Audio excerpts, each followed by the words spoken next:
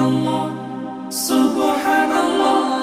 সফর সফর শহর শহর রোজানা রোজানা সময় কখন কোথায় দাঁড়ায় অজানা অজানা।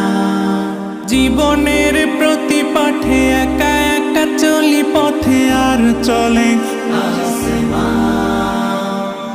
আসমানি রঙে ডুবে অনুরাগে অনুভবে খুঁজে পাই সুবহানাল্লাহ ওয়ালহামদুলিল্লাহ ওয়ালা ইলাহা